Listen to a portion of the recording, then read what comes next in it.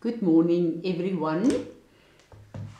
After a stormy night, everything is so clean outside and the sun is shining, and we can just admire the beauty and the creation of our God.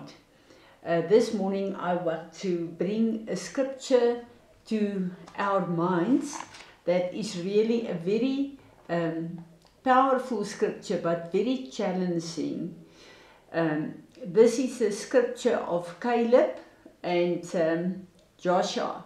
After they went as spies to spy out the promises of God, the promised land, they came back, and most of the spies we know looked at the problems of the land, the giants and what's happening there, and they look at the size of the problem and to their own size in their own sight, and they just was so discouraged because they knew they do not have the skills or the power to conquer these giants. And this is what happens with all of us from time to time. We stand in situations where problems face us and confronts us to a level that we feel we are powerless, we can do nothing, and the problem is just too big for us to take on. Now, if we look at the scenario of the Israelites, they were 40 years in the desert. And we know that they submitted to the spirit of Satan, to moan and grumble and complain the whole time. And that programmed them to a place where they cannot see the power of God, and where they did not believe the promises of God anymore. And to us it's very easy to look at them and think, shoot, they are stupid because they lived in the miracles of God every day. But this is the way that Satan works. The word says in Daniel that Satan wears the children of God down. So the problem that confronts us a lot of times daily, we get to a point where we just get so despondent and so tired that we give over. We don't want to fight this fight anymore. And this is the tactic of Satan, to wear us down, to get us to a point where we will just not pray anymore over anything, or just allow things to happen as it happens. There's a saying, let God's water just flow over situations. So this is the place where Satan wants us, because once we are there, we will not be praying, our faith will not be active anymore. We will be in a place where we'll just accept everything that happens as it happens, and the power of God cannot change through us the situations surrounding us. Now, when we look at these 10 spies that stood up and said, no, our problems is bigger than we can face. We are powerless in the sight of these problems. And then Joshua and Caleb, the word says they had a different spirit. Let's just read this. Numbers 14 verse 24 says, but my servant Caleb, because he has a different spirit and has followed me fully, I will bring into the land which he entered, and his descendants shall take possession of it. When we look at the scripture, this is the word, this is God's opinion about what happened and what he saw in Caleb. Now this different spirit, we know that the Israelites was faithless in the place where they stood. And the other 10 spies were programmed by that. And they just looked at the problems. They did not look at God and his power. But Caleb had faith in God and he was obedient to God.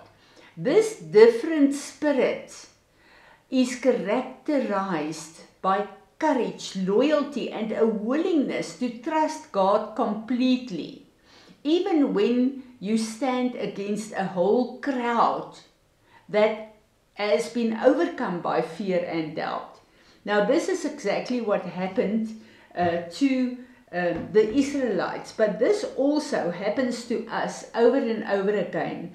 And when we stand in the midst of problems where we know that we can do nothing, and we've prayed and we've asked the Lord, but it seems like He is not coming through for us, and then we just give over to doubt, and yes, our faith is not working anymore.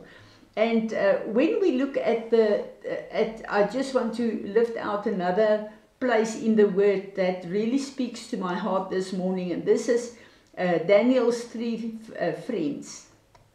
They also had a different spirit in them.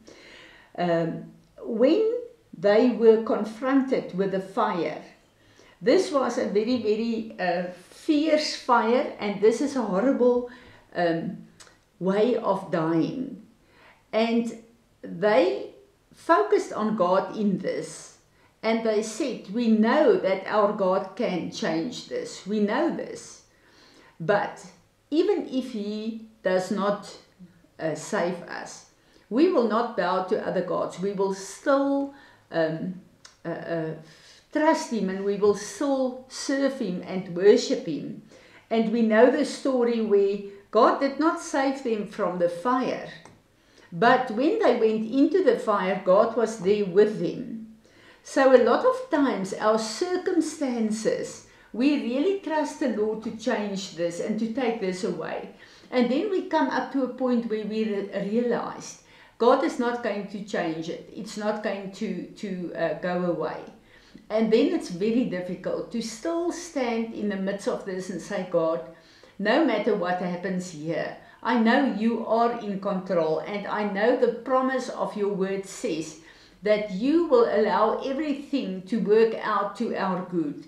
And we need to know that God knows our lives, our present lives. He knows our past, but He also knows our future. And if the Lord says that if we pray and ask Him for bread, He will not give us a stone. For fish, He will not give us a snake. And He is a heavenly Father that truly loves us. So I want to encourage you to stand in the midst of difficult situations, not to allow the circumstances or the situations to change your view and your perception of your God. We have a track record in the Lord of His goodness, His faithfulness. And yes, every time when we stand in a place where we do not receive the answers that we want, usually after a long time we can look back and we can say, God is faithful. He cannot change. He is forever God, and He is faithful in Himself and also to each and every one of us. So I want to encourage you this morning. Let's, in the midst of trials and tribulations, in the midst of difficult situations, in the midst of places where we trust the Lord and then it seems like no answer is coming through, let's stand fast in this place.